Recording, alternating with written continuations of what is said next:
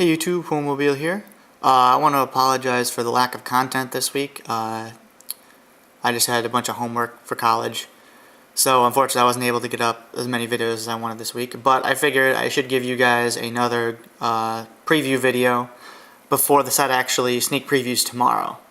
So hope you guys pull well tomorrow, and here are 3 of the US exclusives that were announced recently. You may or may have not seen them. The first one I want to talk about is Vampire Dragon. So, pretty cool name, I'm not gonna lie. Level 5, Dark. Zombie effect. I can't read it there. When this tribute summon card is sent from the field to the graveyard, you can add 1 level 4 or lower monster from your deck to your hand. And this is a zombie. I think that's really good, to be honest, especially in zombies. It is searchable off Sangan with its 0 defense. It has that 2400 1 tribute staple. Run it into any 2400 less and you get your Mizuki out of your deck, or your Zombie Master, or your pretty much anything you need. It's searchable off of either Goblin Zombie or Pyramid Turtle, which are the 2 searchers zombies. I think it's just a very strong all-around card. Especially for the zombie deck, something they kind of needed a replacement for Ryu Koki. He kind of wasn't quite making it.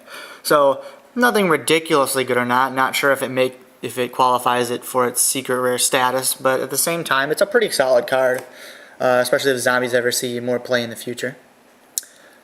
Next we have Dodger Dragon. Wind, level 4, looks like that. Dragon, 1900 attack, 1200 defense, 4-star. If the normal summon of this card cannot be negated, your opponent cannot activate counter trap cards the turn this card is normal summoned. Basically, this is a setup card. Anytime you would need to drop a Dark Arm for pretty much game, or drop Judgment Dragon for pretty much game, this stops Warning, Solemn, a bunch of counter traps that would otherwise hurt you. And another nice thing about this is you can still play counter traps. So even if your opponent has Bottomless or something set, you can still Solemn it, and your opponent can't Solemn back. It's really a pretty solid card for any OTK deck. It's going to be interesting to see how people try and work it in there, though, considering it's a Dragon Wind, which isn't the most supported typing, but it's got 1900 attack, so it's pretty big at level 4.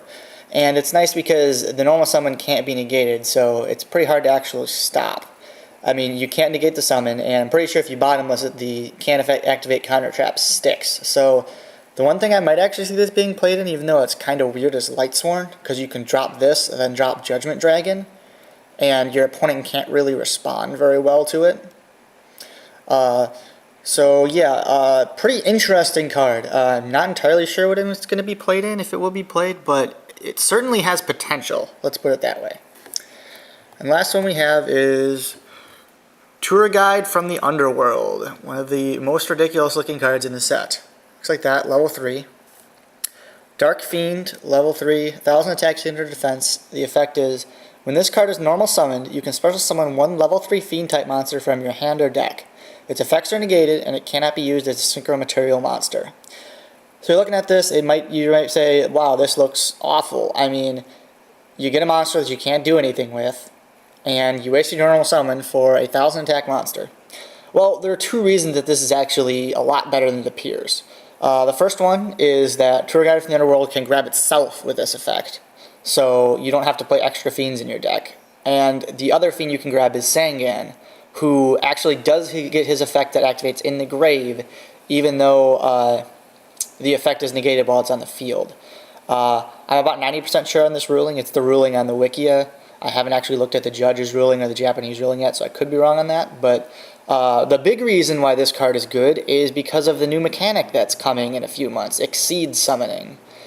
Which, you know, whether you like it or not, it's coming. I mean, people hated Synchro Summoning before it came out too, and now what we do without it. But basically, this is a free level 3 Exceed monster. You normal summon it, special summon another copy from your deck, and you have your level 3 Exceed right there. So that's why this card is actually pretty good. There's also another fun little combo with Ally Justice Birdman, where you use Tour Guide, special summon another Tour Guide, and then you bounce the one who has its effect negated with Birdman, sync with the first one to get a 6, and then next turn you can play Tour Guide again. So, just a nice little combo. So, all around, it's a lot better card than it looks. Let's put it that way. It may not, see any play now, but once the Exceeds come out and we start actually getting some good ones, this card actually will probably see quite a bit of play. So yeah, that was a look to the future.